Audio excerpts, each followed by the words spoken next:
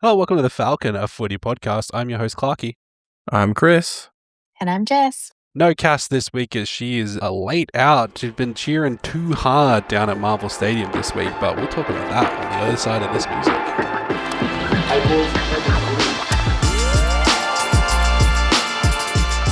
Well, Chris, the Dockers killed the Bulldogs and also Cass's voice. How are you feeling this week?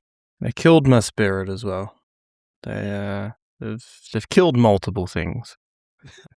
I don't know if it was them or if it was just us. I don't know. I mean, we were in the game for parts, and then we were out of the game for parts, and then we were back in the game. It was a strange... It was a juicy game. It felt like a juicy game for most of it, and that's right, listeners. We're jumping straight into the games this week. For those of you who maybe were living under a rock on the Friday night, the Fremantle Dockers beat the Bulldogs 114 to 102. But that 114 didn't feel nearly as far. That 12 points didn't feel nearly as far away as it should have for the Bulldogs. Yeah, it was tough for you guys. I think you guys did really well with English back, but still lacking like a Sam Darcy, no Libba. Well, we have no backline. We've got no Lob or O'Donnell, so our backmen are Buku and Buslinger? And Buslinger, which, I mean, Buslinger's been doing okay, but they're not key defenders. They can't take a big body like Tracy, like Rory Lobb can, or like James O'Donnell can. So we have no backline. That's our big issue. And also Bont just looks like he's 40 years old at the moment. He looks so sore. Yeah, he looks a bit slow. Yeah. Like, he's just not had that real explosive quality, I think, that I'm used to seeing. He's strapped from the ankle to the hip. Yeah, on one of his legs. Yeah, he still played well. It's just there's only so many times that Bont can kind of keep carrying the entire team over the line in games. And this felt like one of those games that he tried to do it, and he was just like, "My body is giving up on me. I need a rest." And Bevo has flagged that they may rest him this week or soon, maybe. Yeah, not great for super coaches out there or fantasy listeners, but probably good for the Bulldogs, I think. Are you feeling like this middle part of the season is a bit of a write-off again, Chris, like it was last year? Yeah, well, I mean, the shit thing is all these injuries have come at our worst point of the fixture as well. Like, if we were playing some lower-level teams at the moment, we could have snuck through a couple wins, but since we had English and Darcy and everyone get injured, we've played Geelong, Hawthorn, Sydney and Fremantle, like 4 of the most informed teams in the competition. So it's just been really bad timing. And now this week we've got Port Adelaide in Adelaide, and it just so happens to be just of Port has magically found some form for the year. They looked like they were going to be bottom 4 all of the start of the year, and now they're just suddenly winning games. Yeah. So good time for us to come up against Not quite this week, but yeah, they've definitely found some spirit, haven't they? Yeah. But on the plus side, Chris, you have Port at Adelaide Oval, and then your next 3 games after that are at Marvel. So probably in your favour because you've got the D's at Marvel, which 50-50, but I think it's probably slipping towards your end of the sticks on that one. I think you have where is it? You're playing Collingwood at Marvel, who, as we know, shaky. And then it is, where is it? I had it up here. You're playing Hawthorn at the G. So definitely some winnable games in that one.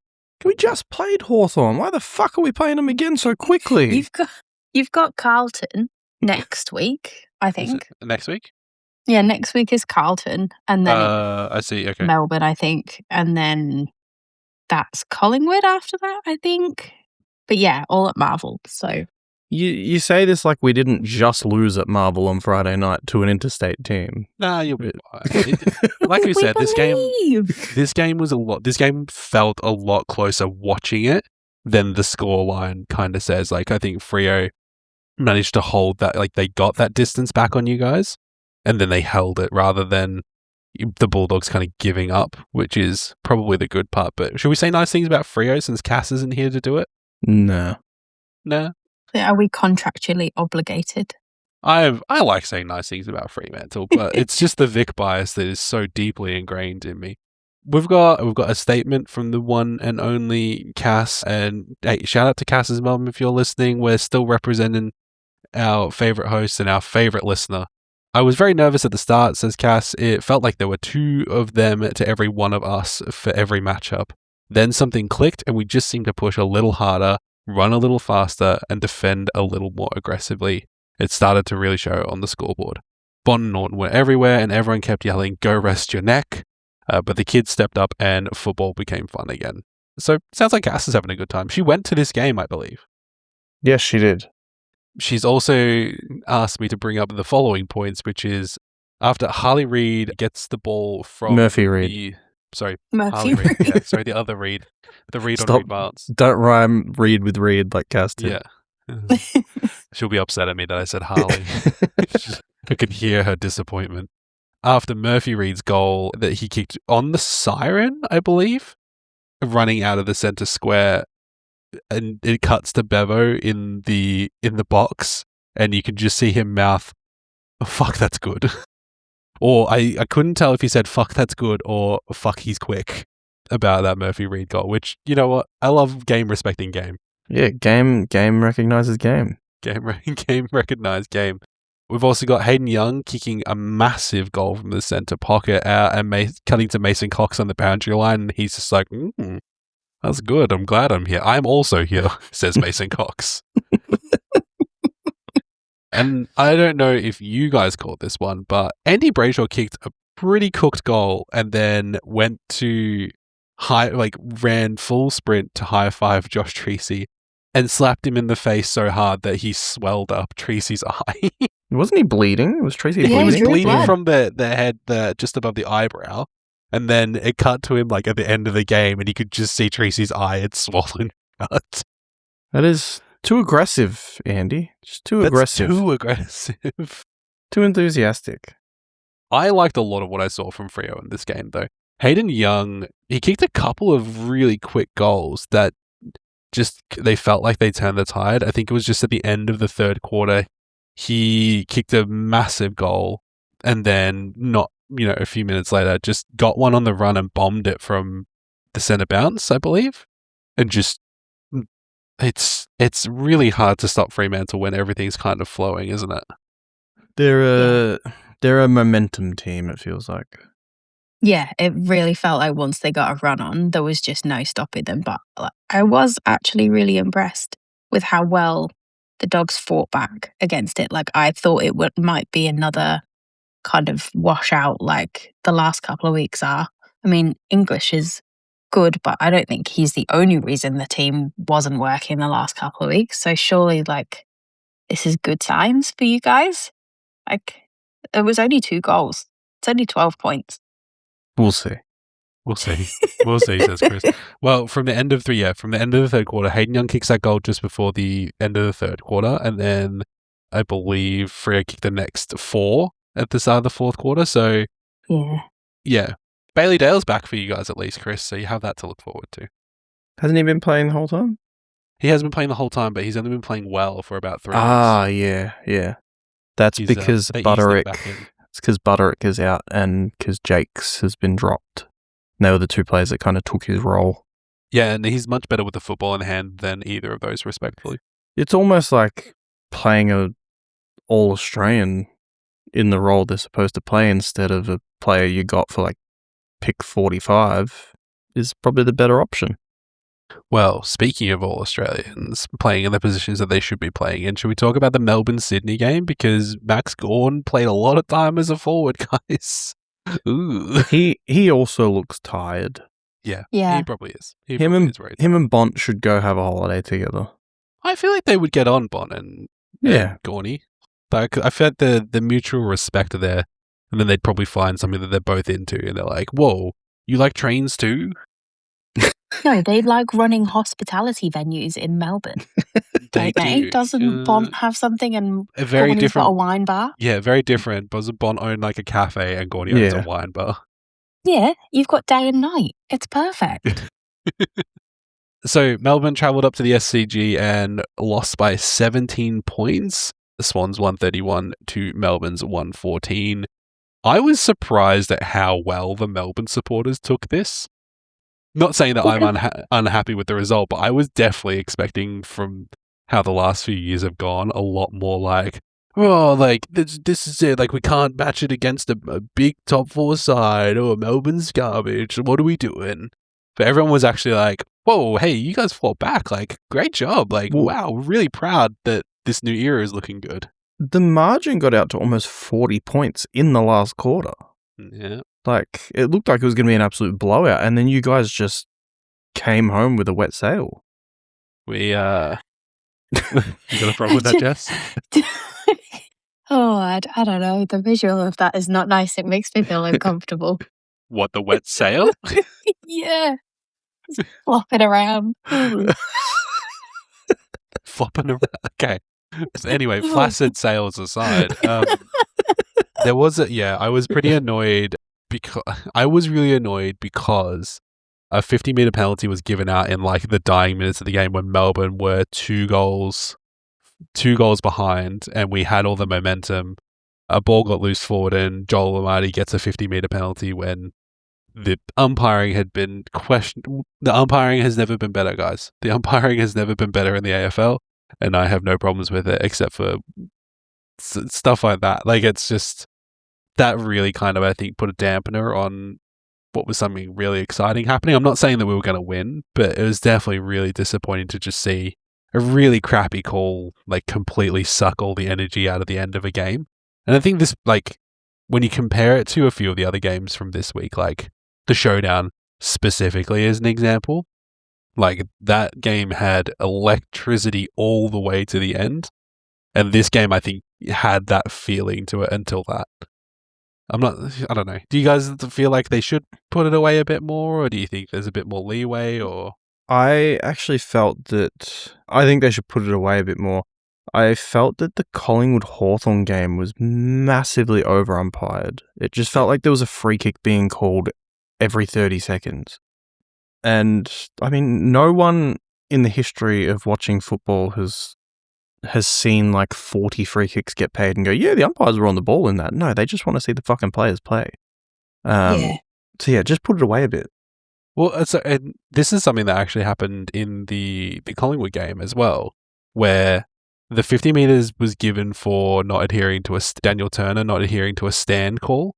When they're in the SCG, the game's within 2 goals, the crowd's hyped because the game's fun. Like, I'm like, once again, I'm not saying that Melbourne should have won, but like the game is fun. Like the Sydney crowd were like really pumped because their team is playing against a team who's matching their quality.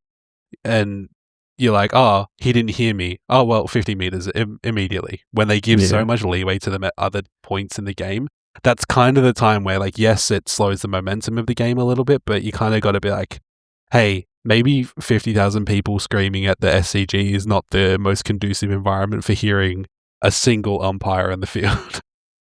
That sucked. That whole last couple of minutes was crap. I was particularly annoyed with how much Amati just took the piss as well. Like, it just felt, like you said, like the energy got sucked out of it. Because then I was angry. Like, I was... Yeah, sorry.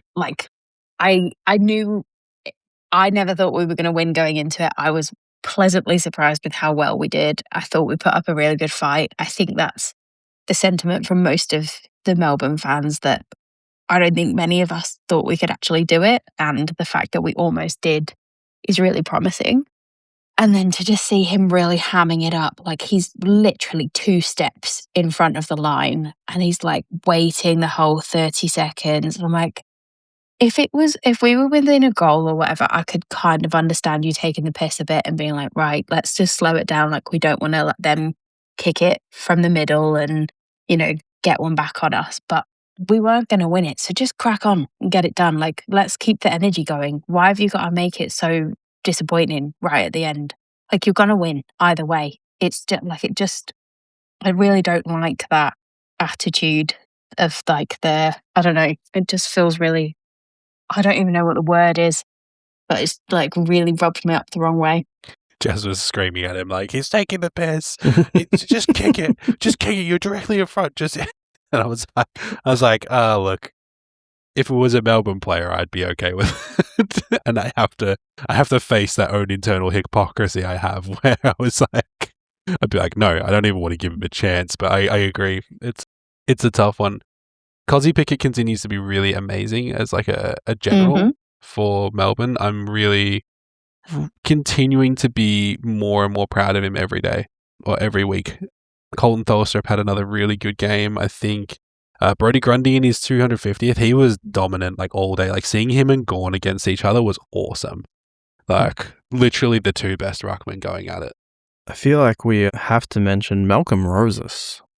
Yeah. Just turned into prime Gary Ablett, just kicking him from everywhere. He's the first Sydney player to kick 7 goals since Ben Ronk. I was trying to remember the name of the player. Ben Ronk did it in like his first or second game, didn't he? His debut game. Yeah. I was trying, because I didn't watch this game, I was listening to it on the radio.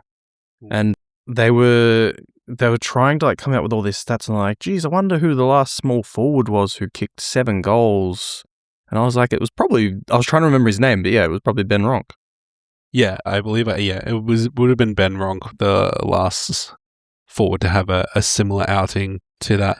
But yeah, Sydney played really well. Melbourne really matched it. I think there's so much to take from this game that's a positive for both teams, which is awesome because I think everybody was kind of expecting Sydney to put a foot down and go, we're contenders. And they did that, but also Melbourne kind of going, well, hang on, we can match it with the big boys. Like a couple of different things go our way and this is easily like a W for us. And I think that's what you got to take away from it as a Melbourne supporter, is that so far this season has been a surprise for you guys. I don't think anyone was expecting you to have this type of win-loss ratio at this point of the season. Whoa.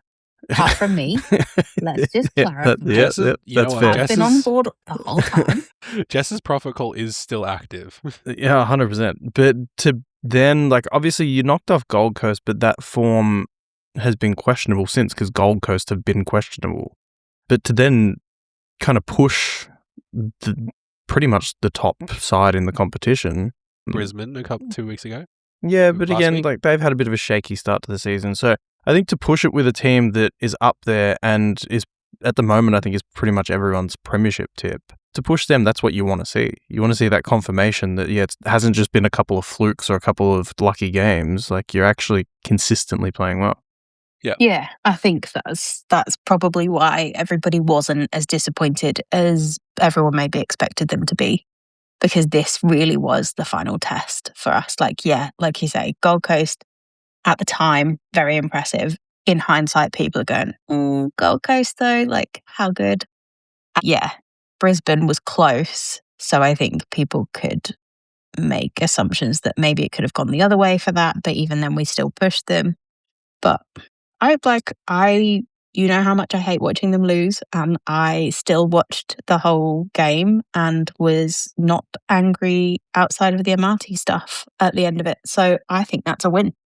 Yeah, I think your tide is turning from like the expectation to the taking the win category, which is good. Like I'm working on it. It's a good way. It's a better way to be. Enjoy football because it's fun, and yeah, all credit to Sydney. Like so good to watch them play without like last year. It felt like they lost Errol Goulden, and they didn't have a bunch of key players, and they just couldn't find any form. And this year, they've missing Errol Goulden again, unfortunately. But like guys like Papley, they've got young talent coming through. Like everything's kind of clicking really well for them. So good on them. Do you guys, do you want to talk about? I'm going to give you 2 options. I'm going to do 2 paths here. We can talk about the showdown, which was juicy as hell, or we could talk about the draw. Ooh. Do the draw first. Yeah, let's go to draw gate. Showdown. That's it. It's a draw. Both the teams are even. On Thursday night, we saw Collingwood and Hawthorn be equally terrible, equally good. I don't know. They both scored 93 points. Hey, draws don't happen a lot. This is fun. It was weird because Collingwood had one of the most accurate games in history, 15 goals, 3, and Hawthorn had almost 30 shots on goal. In history? I mean, 15 goals, 3 behinds. No, it was good. Didn't they start off really strong though? Yeah, 5 goals straight.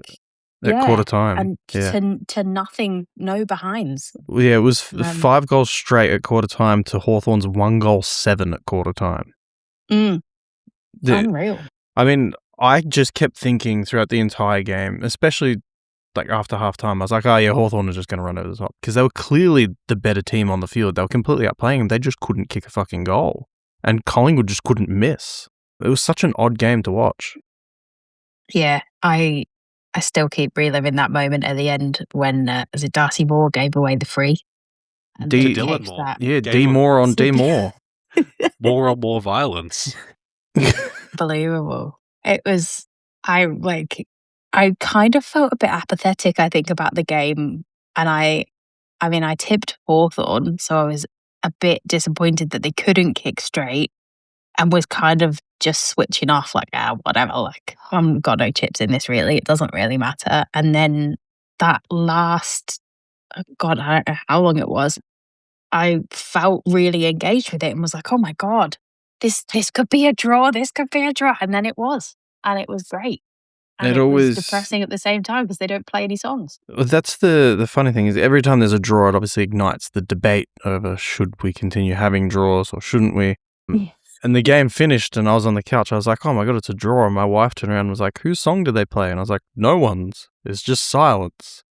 They should play both at once. Some sort of mashup. And then like I was watching the Channel 7 broadcast and then they sent BT down to the rooms to still do Roaming Brian. It was just kind of awkward.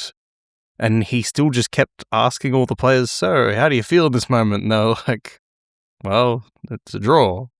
Like Abby Holmes asked, I think it was one of the Hawthorn players after the game, she's like, does it feel like a win or does it feel like a loss? And he was like, it feels like a draw. Like, I love that. It was such a good quote. Yeah. It's elite. Elite work. It's always a weird feeling after a draw. Jess, are you extra time or are you draw pro? Look, I come from a history of EPL and like draws are common and it's fine, but you do have the like penalty shootouts and the draws and all of that for like serious stuff. So I feel like it would just be really fun to do that because I've felt so much anxiety watching a penalty shootout. Like, let's crack on. Do it from different angles of the ground. You can do it from like someone else's forward 50, see if you can kick it. Just make it exciting. Just make it a challenge. Yeah. I've always liked the penalty shootout idea. Why not? I've always thought of just 5 minutes extra time on both ends, an extra 10 minutes. I can't remember which player said it afterwards. It might have been Ginnivan. I can't remember. But one of the players said, like, if you think of it from a branding point of view, which that's all the AFL does think about, like that if you go to a 5 minutes extra time at each end, that'll be the most watched 10-minute period of a game throughout the whole season, pretty much, except for the grand final, because everyone will tune in to watch it once they hear that it's a draw. But also, why do we have one rule for the grand final and then a different rule for all other games? Like, I suppose because there's still more season to play after this, so it may not impact the results. yeah. Or at least you kind of need the finality of a result of a grand final. Well, you didn't used to because they brought us all back to redo it again in the Collingwood St Kilda one. That's right. I forgot about that one. They only changed it after that grand final. You know what? I think that's the correct decision. I think it's the only game that requires a result. What round was this? Round 9? Round 8? Yeah. Round 8. Round 8. Bring them back next week to redo it again. They've got no space, Chris. You They've do got it no the space. next day. The whole round. I want to see you in my office on Monday Yeah. in another game. You should have to do like a Monday afternoon slot. You guys had a draw. So now you've all got to come back here on Monday afternoon when no one else is here. No crowd, just you guys. No refreshments, you know what? no breaks. I like the no crowd because it makes it seem like it's a punishment. Yeah. You're going to do it again. You're going to do it properly. do it once well, or don't do it at all. We'll keep doing this until one of you figures out who the winner is. Yeah. But just like it felt a bit weird at the end, I think, especially because they had that goal kick. And in any other circumstance, if that was the decider and it had tipped them over to be a win, it would have been so up and about, like energetic, and people would be losing their minds, a bit like they were in the Showdown. But because it just leveled it out. It was like, oh yeah, like amazing. Oh, okay, now it's just a draw. We're all a bit happy, sad. Well, it was Collingwood and Hawthorn, so I think everybody else was happy. Yes. I don't think I was happy. Yeah, I felt happy about it. Well, hey, you've mentioned the showdown, Jess. So let's talk about it. Let's move along. Where Adelaide won by 1 point with a Braden Cook goal right at the end of the game. It was insane. This was insane. This was so true. This is the greatest rivalry in the AFL, bar none. Like the showdowns, I know that there's been some blowouts, but some of the best games that I've seen in recent memory have been showdowns. They're always a bit spicy. Like the players really get into it. They get into each other. There's always some heat in it. It doesn't feel like a fake rivalry made up by the media. It feels genuine. And that's why, as we spoke about last week, why the hell was it on at the same time as another game? Like, give it a centerpiece moment. Like, we only had one game on the Saturday night and we got Carlton and St Kilda. Why wasn't it the showdown on the Saturday night instead by itself? And that Carlton St Kilda game was one of the worst games of the week. Exactly. The showdown absolutely needs to be prime time. Like, there's no excuse for it not to be. Like, it needs. I can't believe it wasn't. If you're scheduling that, surely you're going, okay, showdown, Saturday night, big time. Like, is that not what 7:35 on a Saturday is designed for? I will repeat this until they do it, and I've said it for the last few years. It should be the Saturday night centerpiece to gather round. Should be the showdown. Everyone's in Adelaide. Make that the centerpiece. Saturday night, only game that's on, Adelaide Oval. It would be huge. I don't know why the AFL doesn't do it. Because they want to bookend the Adelaides, don't they? I believe that wasn't that everyone requested by the South Australian Premier or something like that? Maybe. He said that he wanted the first game to be a South Australian team and the last game to be a South Australian team, which makes no sense. Well, don't listen to this South Australian Premier. He's not a football person. Yeah. He's an idiot. He's trying to sell tourism, that's all. He's not even from Victoria, so exactly. I don't think he knows squat about football. But so the play that really made this super juicy. So Port were in front for most of this game, not by like a super massive margin, but they were in front for most of this game. End of the third quarter, Adelaide kicks ahead. Going into the fourth quarter, Adelaide kicks ahead even more. But then slowly but surely, Port peg it back. They take the lead with 2 minutes left on the clock. Then, centre bounce, it comes to some really good work from Wayne Miller, spills the ball out and gets it to Braden Cook, and he kicks a goal with 10 seconds left on the clock to put Adelaide in front by 1 point. Just, honestly, some of the finest football that I've seen. Like, that's the other thing to talk about in this game as well, is that very genuinely, the skills in this game, like the level to this game that it was, like it was high quality football from both sides. Like I didn't see much in it. I was like, oh, this is just a scrap fight. Like this is just two teams like all heart. This was good football. Yeah, it was a good game. As I watched parts of it. I mainly saw the end after the Bulldogs Freo game was done. But yeah, from what I saw, it was a good, solid hit out.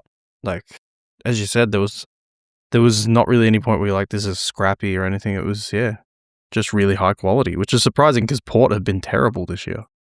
Yeah, I wasn't expecting it to go so well. I think I was expecting Port to flop a little bit under the pressure, but they really brought the contest, which was a little bit scary because maybe I underestimated them a little bit, or is it only that they're good against Adelaide? And Sam Berry, the winner of the Showdown medal. I forget what's the Showdown medal called again? I have no idea. The Showdown medal. Is it just called the Showdown medal? It might be. Yeah.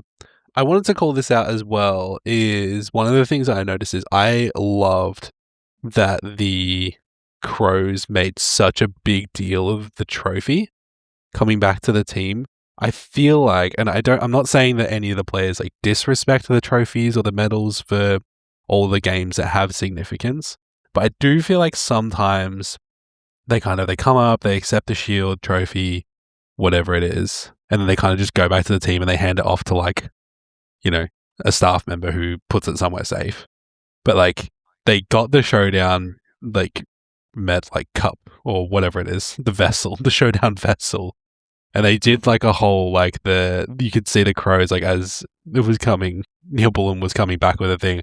They were going, oh, like a crescendo, and then like all jump getting around it. And I loved that. Like that felt so good.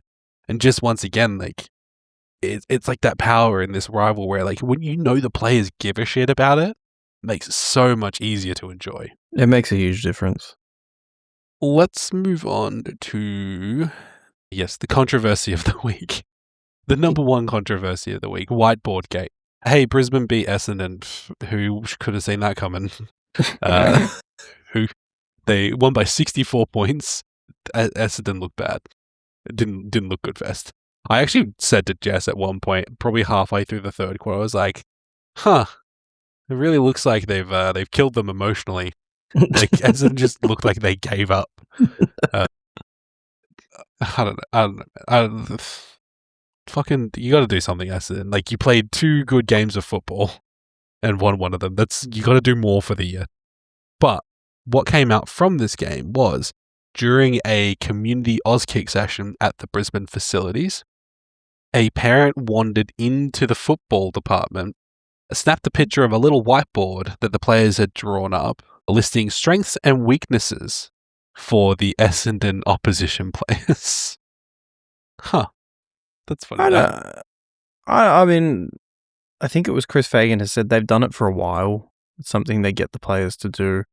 I don't see why there's such a big fuss being made over it. I mean, you'd expect that that's something that they're going to look at, is they're going to analyze the teams that they're playing against and look at what their strengths and weaknesses are. And I don't know. I feel like the media blew it out of proportion a bit. And then I felt like Chris Fagan's response after the game in the conference was probably a bit strong. Like, just laugh it off and just be like, yeah, well, someone took a photo. They probably shouldn't have. Yeah, he made it sound like he was going to take away community football from from children. And he's just like, it's we let them into our facilities, and then some guy wants to be a hero and takes a photo of the board. Like, respectfully, Chris, put the board away somewhere. Like, if the players aren't in that room, you can probably just turn it around maybe from the window. Yeah. Or, erase it when you're done with it. Or it's a whiteboard. Just flip-a-rooney that dude. Like, they're on like the little bar, right? You can rotate them like a big flipper board. Is that just, no? No, I'm just having flashbacks to like being inducted at work and then talking about like privacy hygiene and being like, what do you do when you've finished with a whiteboard in a meeting room? You wipe it off. All the multiple choice. Take a picture, leave it there for someone else to see, wipe off the whiteboard. I'm like, here you go. Here's a real life example. Yeah, some compliance training is definitely going around Brisbane. You're right. This is, please, you are now an example in a new employee email. This is what's happened from this. You are the person that clicked on the scam link. So objectively, a lot of the stuff that they said on there wasn't horrifically insulting. They said things like next to Zach Merritt, they put his strengths like kicking, license and pressure, and then the weakness was listed as selfish. Sam Durham was labelled as a hothead. Yeah, I think they called Caldwell a hothead as well. There were a few players they referred to as hotheads. Tom Edwards was called out for his lack of physicality. Archie Roberts got some positives with work rate, body and pressure. Or I can't, actually, the article that I've got here, no, sorry, that was his weakness was work rate, body and pressure. They're kind of insulting. Carl Langford also called selfish. And Nate Caddy's weakness was decision-making. Ben Mackay notably had no strengths. And his weakness was confidence. Yeah, it's like coughing up the football, decision-making, none of the stuff that they said on there I think was expressly unfair or personal, apart from Jackson Pryor, who notably they put down his only strength was his partner.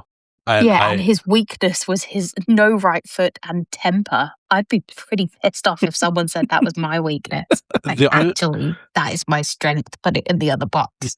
The only reason why I think this one is okay because is objectively to an outside person it makes like no sense. It kind of seems really insulting.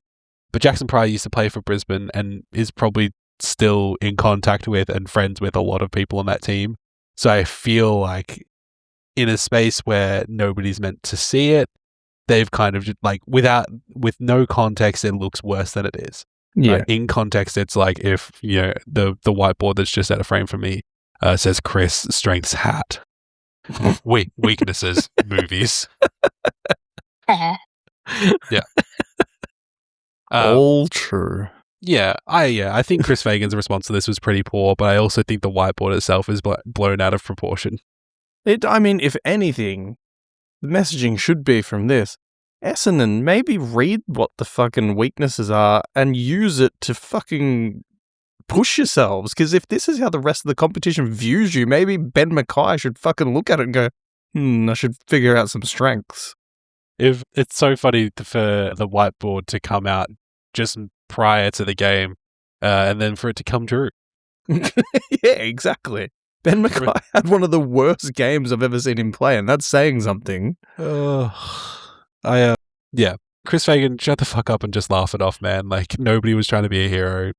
If you didn't want somebody to see it, then you probably shouldn't have left it in a room. Grow up. I feel like getting really mad about it just makes it worse. Like, just, I don't know. I feel like if you're getting that mad, it makes it look like you feel like you had something to hide or that you feel guilty about what you did, which makes you look more guilty than if you'd just gone, oh, okay, yeah, sorry, guys. Like, haha, we're, just a bit of team building before the game. Just a bit of team building by tearing other teams down. Yeah, building us up, tearing them down. That's what it's all about. As we know, the healthiest way to confidence is to make fun of other people. One thing I did like in this game was Cody Curtin, who was Dan Curtin's brother, played his debut game for Brisbane. And because Brisbane were up by so much, they were trying desperately to get him his first goal. But he just couldn't. Got no confidence, Chris. So. He kicked 2 behinds. But the funniest part was, I can't remember which player it was. It might have been Charlie Cameron. Marked the ball inside 50 in the last quarter and deliberately went out of his way to kick it like 40 meters to try and get Cody Curtin because he was open, and Cam ran a run in front and marked it without realizing it was supposed to go to Cody Curtin. And all the other players were like, fuck. And then Cam Rayner realized, handballed it to Cody Curtin, and he was just in this mad rush where he just kicked it and missed again. It was very funny. Yeah. Excellent. Excellent for them. A fucking circus. Well, speaking of circus, it's time for our favourite segment of the week. Has Cass done her homework? Did Cass do her homework? I want to do some investigative research. Oh, maybe I'll set myself a task for next week. Well, this week's homework, I'm assuming, has not been done, but I think listeners, and Grace, this is for you. You'll remember last week we gave Chris some homework. Now, Chris, did you do your homework in place of Cass? I did not. And Cass reminded me today. That's very funny. He went to NQR instead. He got confused. So the answer to this week's Did Anybody Do Their Homework is, nah, maybe Womp next womp. week. Womp womp again. Did Cass do her homework? I want to do some investigative research. Oh, maybe I'll set myself a task for next week. Oh, some other games happened this week. West Coast came up against Richmond. Richmond got their first win of the season, despite that massive injury list, against the Eagles at home. And this game, low-key juicy. How did West Coast lose this? Quite easily through poor ball use and inability to score goals. I was in a very particular circle of hell while this game was on. In our front yard, we have some stones. And when we put the stones in, we didn't weed mat it underneath, so some weeds started growing up. We went out there, we pulled them all back, laid weed mat down on the dirt, put the stones back, all good. No more weeds. What there is now, though, is small tiny individual shoots of grass, and I'm talking like 3 strands of grass that you can you have to pinch with your thumb and index to pull out one by one. I've been putting off doing that for so long now, and I had the opportunity, and I was like, it's going to rain all this week. I need to just go out and try to get as much of it done as possible, hopefully all of it. As soon as I got out there, I realized this is awful. This is the worst, because I couldn't wear gloves because the gloves were too made my fingers too fat to do it because they were so small and delicate. So I sat there and I was like, I'm going to put the football on. I got to put the football on. I got to have you got to lock in, get some audio going, so I'm not thinking about how crap it is to do this tiny almost, it's literally the equivalent, I reckon, of picking up grains of rice with chopsticks, to learn some dexterity. This is it was hell. I felt like I was being punished, which I kind of was for my lack of not doing it. And then I decided to listen to this game, and my God, it was unhinged how many mistakes there were in this. I wasn't watching. I was listening to Triple M, and I genuinely think every 5 minutes they were just both of these teams could be so good if they just stop fucking up. Was essentially the call for the first half that I was listening to. So, you know what?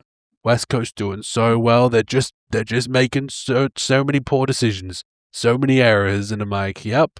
Oh, Richmond have turned it over again. I'm like, yep. Okay. You know it's a poor game when Noah Bolter was the highest ranked player on the game. Yeah, he was doing the ruck work, right? Yeah, and he kicked 3 goals. Well, glad you're allowed out after bedtime now, you fuckhead. Richmond got their first win, so that was nice for them. I think they've got... Are we back to talking about shoots with Richmond, or are we still really disappointed with their lack of movement this year? No, I mean, they're a very young team. They've got Taranto out still. Prestia did some sort of muscular injury again 6 minutes into the game. I don't know at this point. He's injured every muscle in his body. But Sam Cumming has looked really good since he's come into the team. He's played the last 2 games. Sorry, that reminds me. Did any of you watch the post game? Yes. Jack Rewalt fighting for his life, because who was it? David King. David King goes there and they asked him, Kingy, who are you loving at the Tigers? And Kingy, with the straightest face of all, without thinking, says, I love Cumming. Yeah. And Jack Rewalt looks, you know that circle of hell that I was in? He was there for a split second. He had to compose himself. For a split second, he had to look down. He was like, I can't look at anyone. I can't look at anyone. Nobody look at me. You know what, Kingy? We all love Cumming. The player, you dirty bastards. He's looking great. He's looking good. Not Lawler. Who's the other one they still haven't properly debuted yet? Who's injured? Smiley? Again? Yeah, Josh Smiley. Simile. It's either Smiley or Smiley. It's one of the two. I have no idea. Yeah, injured again. I really hope that he gets on the park soon, because Cumming has been great. Rashko has been great. Pick up from Geelong. What? Cumming has been good. It's never been better. Oh my God. Lawler is really he's been really good when he's been on the park as well. Tom Lynch still looks washed as hell. Jack Ross, I think, has quietly had a very good season. Yeah, since Taranto's been out, Ross is having some huge games. And Kane McAuliffe has actually looked really good as well. So yeah, 28 disposals in this one, right? Yeah, so there's some green shoots there. Yeah, okay, yeah, the green shoots. Not so much for West Coast had green shoots and then, I don't know, salted the earth, I guess. If we're going with the guarding set them on fire? Yeah. I don't know. Actually, one other one which I didn't realise from Richmond, Jonty Fall kicked 3 goals, which, I mean, that's the hardest green shoot to get to shoot, is a key forward. Yeah. Yeah. Your response just, yep. my brain desperately trying to come up with the shooting and coming joke. Stop it. The worst part you gotta stop. This is the worst part of the podcast. Grace, don't listen. The basement of the podcast. The cellar dweller of the podcast and the cellar dweller of the game. Very well. Very good, Jess. No, look, if I was a Richmond supporter, I would have been really impressed with this. I think I would have thought that we were going to lose if I was going for Richmond. I did think they were going to lose, and to see them come out on top and nearly score 100 points, I think that's a win for everyone. Yeah. Who are you loving at Richmond at the moment, Jess? I'd rather not say. Yeah.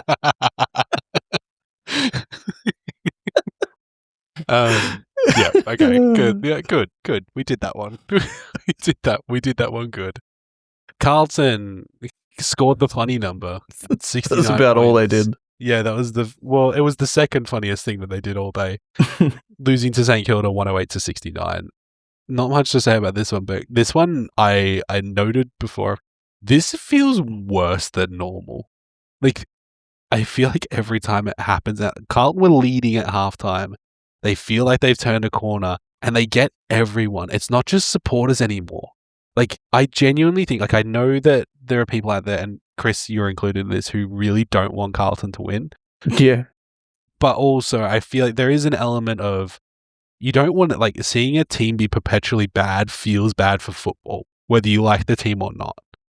I kind of, like, I need them to get a win, and I need them to get it soon because it's tainting the rest of football for me. Whoa, let's not put that into the universe when they're going to play the Bulldogs in a couple of weeks. Yeah. Can we just take that back for a sec? St Kilda kicked I think that would be even funnier. I think that would be the funniest outcome. St Kilda kicked 8 goals in a row. Yeah. Yeah, that was really heartbreaking. Like, I'm not particularly fond of Carlton, but Christ, watching that happen was like watching somebody kick a dog. What, left dog? Yeah. Yeah, literally. He's the one that I think of when I think of Carlton. I love that man so much. He's such a beautiful and kind person. I do want him to experience some kind of relief, at least in a football sense. I do like that it seems as though, like, Michael Voss and the AFL media have all just accepted what's going to happen, so they've just stopped mentioning it. Like, it's just like, he's getting sacked at some point. There's no point in us continuing to mention it every week. Wait until it happens. Yeah, is it just Bart Simpson with the I didn't do it, and it gets to the point where like he's gonna reference it again, and everyone's just gonna be like, I don't care. We do this. Yeah, do better, Carlton. St Kilda, you look like you're doing better, but I don't like seeing Ross Lyon happy, and I'll stand by that. Yeah, I like seeing Carlton lose, but I don't like seeing Ross Lyon happy. So disappointing outcome for all. Yeah. A real tricky situation for you, Chris. Yeah, I don't know how you managed to get through it. North Melbourne, speaking of disappointing situations, lost to the Cats by 49 points now at the Cattery, and this game seemed like it was going to be very close. North were matching it with the Cats for a long period of time. I believe they actually went into the half down by a point, if I recall correctly. Yes, correct. And it got blown out very quickly. It was really close up until about 5 minutes left in the third quarter. And then all of a sudden it was like Geelong just went, let's stop fucking about, and went on an absolute spree. Like, in the last quarter, they kicked 9 goals too. It was nuts. Yeah, I know it's at GMHBA, but I feel like North, you can't let this happen. Like, you guys have turned the corner, and like these are the challenges now that you're facing. Like, letting these big, like, these strong teams roll over you, like, that is still really frustrating, I think. Tristan Sherry had the most contested possessions by a ruckman of all time. Is that of all time? Is it of all time? Wow, I didn't say that. I think he broke a record for contested possessions by a ruckman, and he's just lucky that they're not including the game that Peter Laddams had the week before in the VFL. 40 disposals with like 30 of them were contested. It was ridiculous. He scored like 250 Supercoach points. It was nuts. Wow. That's genuine. That's not sarcastic. Wow. As I look it up, I try to look it up somewhere. I can't find it. That's fine. I think he broke the record for contested possessions as a ruckman, and to combine with that, he had 23 hitouts and 7 tackles. Crazy Big game. Big game from a big boy. Too bad it wasn't enough. Let's finish it off with the fifth quarter today. I know we've got the expansion cup to talk about. Yeah, let's talk about the expansion cup. Sorry, I forgot about that one. Hey, Clayton Oliver got absolutely done by Ben Long when he tried to be a big boy, and now Ben Long, I think, is going to get fined 3 separate times for ruffling his face while he was on the ground. Well, he also slapped him. He open hand slapped him in the face. Yeah, he threw hands, didn't he? It was very funny. It was like a weird comedy of errors from both of them. Because, so I believe, is it Long tackled Clarky? Yeah, Clarky I think wasn't so. happy about it, went at him. Long put him on the ground, and then while he was on the ground, Ben Long walks over and like ruffles the side of his face, which, as we know now, the Harry Petty rule of you can't touch me, do touching heads, no touching heads. And then Clarky goes, "Oh, don't ruffle my face like that." Stands up, and Ben Long, for some weird reason, throws hands at Clayton Oliver, like open hands, and slaps him across the face. And it's obscenely weird. It was very odd. And the crowd were like, I remember you could kind of see these two girls in the background looking like very concerned, like they had the whole hand over their mouth, like shocked. They're like, "Ooh, like he just slapped him in the face." It kind of just came out of nowhere. Jess, what do you make of the Christian Petrarca and Clayton Oliver reunion? Oh, I think it was nice. I thought it was nice as well. It just felt really like wholesome that they were so like happy to see it. Because I think there's been so much hype around like Melbourne at the end of last year and how like, oh, they got rid of him, and oh, like Chuck left because he hates Melbourne, and he, all that controversy. And it's actually like, no, like they're just two humans who want to play good football. And I think it's actually been the best for both of them to go elsewhere and flex their muscles a bit and really come into their own. Like, yes, it was nice having them at Melbourne, but like, good for them. Like, they both seem to be really thriving where they are. Like, yeah, Chuck had a bit of a shit time until he came back, but like, they just seemed happy to see each other. And then Toby Bedford came over, and it was like a proper little reunion. It was just lovely. Like, I just liked watching them have a little hug and a little catch up and a chat. Like, it felt like good closure. I agree. It was also nice to see Jamara had a pretty good game. It's nice to see him. How do you feel about that as a Dogs man? Well, I mean, I think that most Bulldog supporters weren't happy with how the last 12 months played out, and that he got paid his full contract, like everything that happened. It wasn't a great time for the club, and that we've lost out on a player who was he pick 2? I think it was either pick 1 or pick 2. One. Was he pick 1? There you go, pick 1. Jamara was pick 1. But I think that majority of Bulldogs fans still, just that aside, they just want to see him in a good place in his life. And that's the most important thing. Regardless of the footy field, or who he's playing for, I think everyone just wants to see him kind of at least realise some of his potential that everyone thought he had, and just be in a good place. And he seems to be in a better place, and he seems to be enjoying himself at the moment. Kicked, I think it was 3 goals on the weekend. So yeah, good on him. Yeah, good for Jamara. So the Suns won this by 20 points, and GWS social media, even though it's not being done by Jacob Gaynor anymore, posted a meme that was the end of Toy Story 3 where Andy hands over his toys to the little girl. I forget her name. Loads of people were mad about that. I don't know why. The meme was that Andy was GWS, who have won the last 6 games against the Suns, handing over the expansion cup, which is Woody, to the Suns. And everybody in the comments was just like, "We lost the game. Is this what the social media team makes of it? Like, blah, blah, blah." Grow up. I hate the overly serious supporters. Yeah. You gotta learn to let these things go. Just something I wanted to note. Don't be a fuckhead online. We have a general rule about that, unless you have a podcast, in which case you're going to do it regardless. Maybe you'll spend 10 minutes making jokes about coming. Maybe you'll be angry at a meme. Who knows?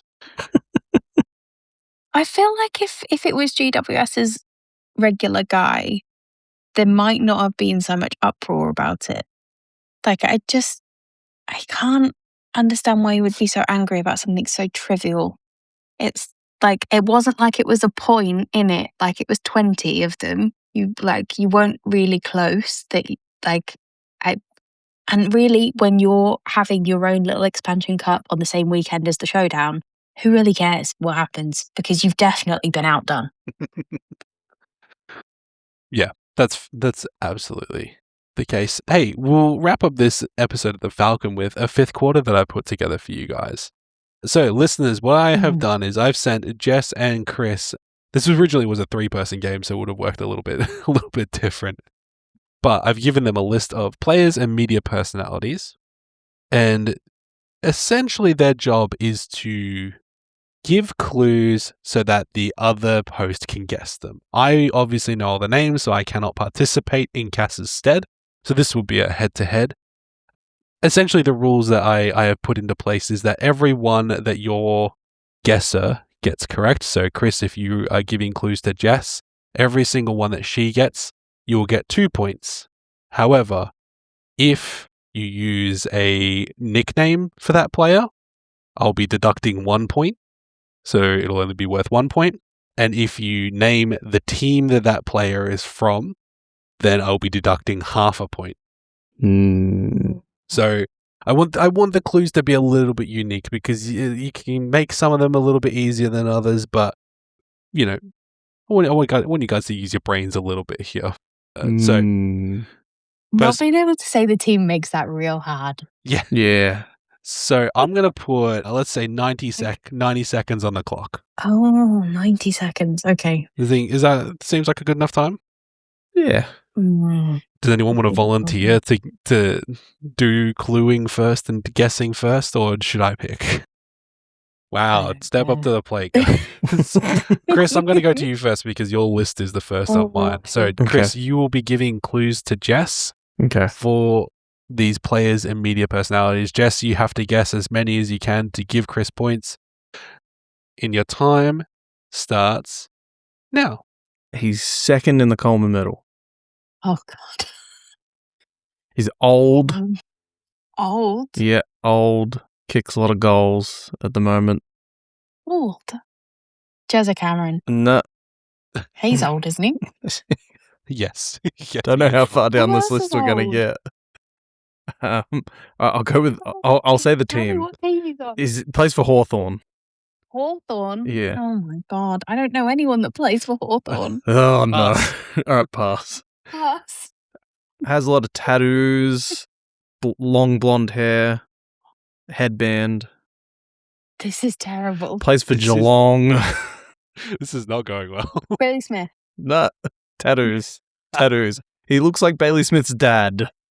Looks like Bailey Smith's dad with long hair. Yeah. Oh my God. He's a defender. Don't know. Tom Stewart. Yes, here we go. Absolute fuckhead who plays in Queensland. Plays in Queensland. Dane Zorko. There you go. Oh, the Orange Team. What's her name?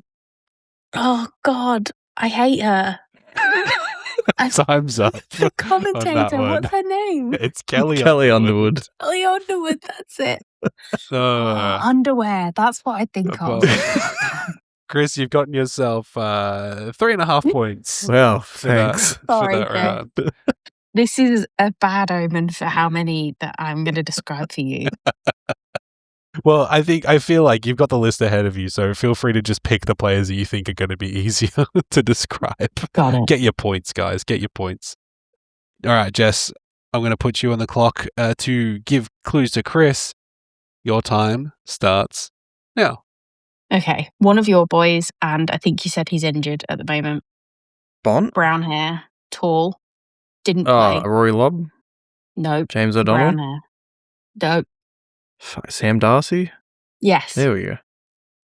Loves to roam on a Thursday. BT. Yeah. Likes to eat grass before the game. Matt Rao. Yeah. Looks like Prince Charming. Will Ashcroft. Yeah. Oh. Is he the captain? No, he's not the captain. I'm going to skip that one. His last name is something that you would have on toast. Zach Butters. And he usually has his, yes. Somebody that I guessed was in the Coleman. Jeremy Cameron. Yeah. Jess is objectively better at this than you, Chris. Hang on.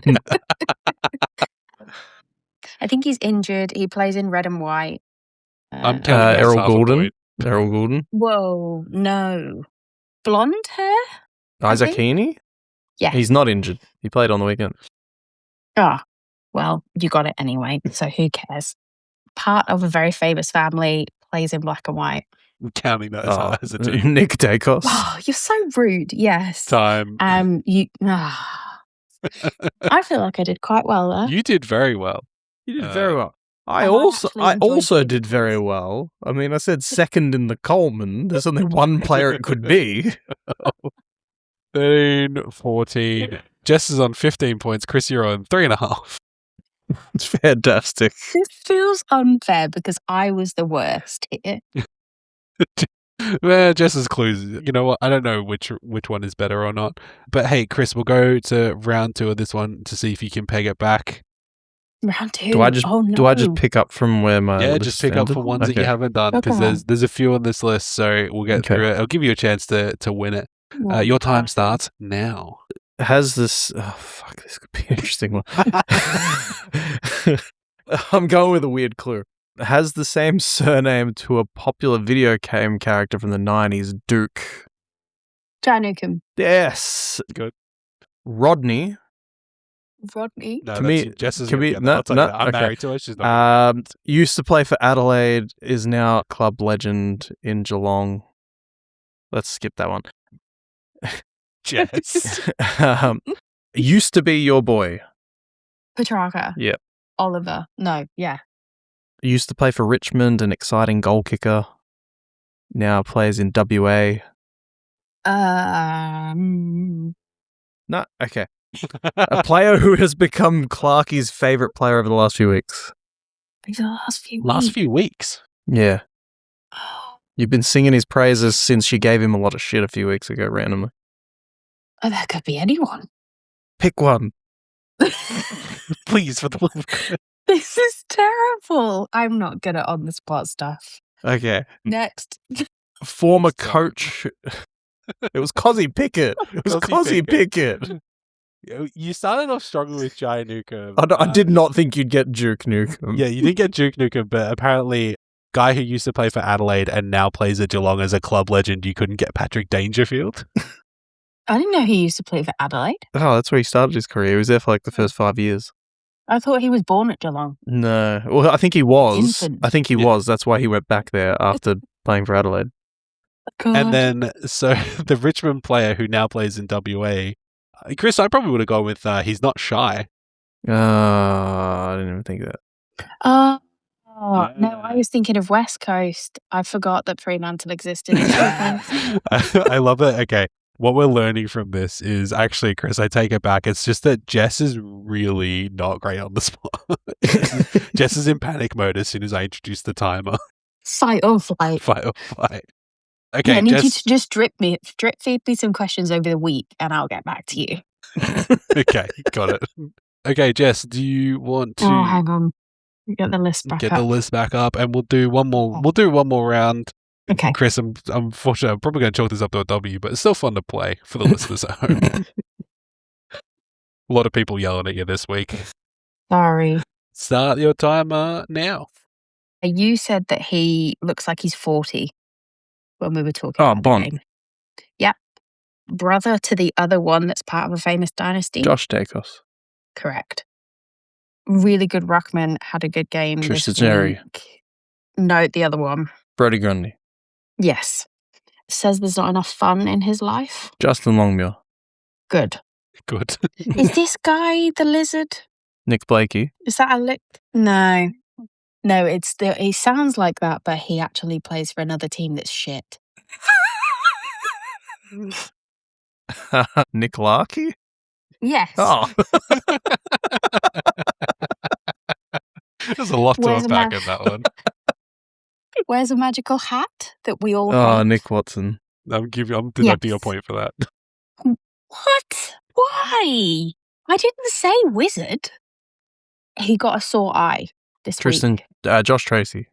Yes. Mine and Josh's new favourite person in red and blue, not on the field. Stephen King? Yes. The other ruckman that had a really good week. Tristan Jerry. Yes. Surname rhymes with Cheezel. Harry Sheasel. I picked And up to your boy Mr. for that Tall one. Man. Stop. Mr. Tall Man. That's time. Timmy Tall Man. Oh. Well, Come it's on, I been, nearly got through the whole list. I before know, you it's cut been me an off. absolute You could give me an drubbing. extra second.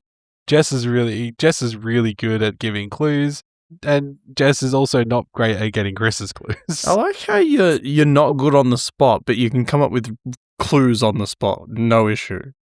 I like to be in control, Chris. Yeah, That's fair. the thing. Yeah. Well, listeners, was that good? Maybe. I don't know. We'll play that with Cass maybe another time. I feel like this would be right in her wheelhouse as well.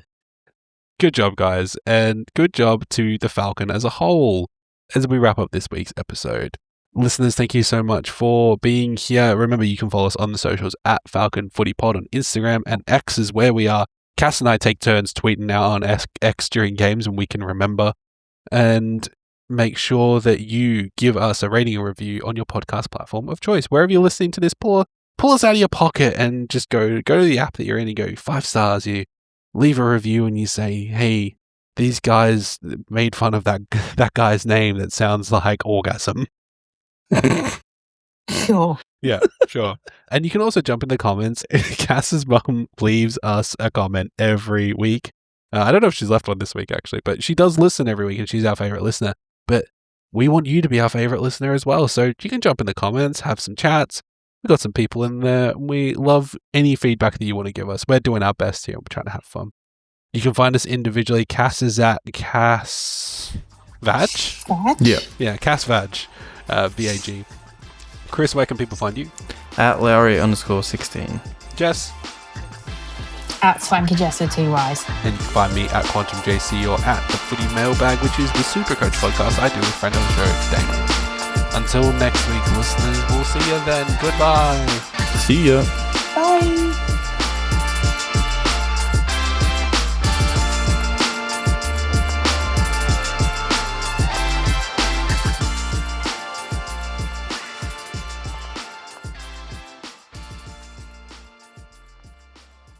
The entire team at the Falcon Footy Pod would like to acknowledge the traditional custodians and cultures of the lands and seas on which we live and record this podcast.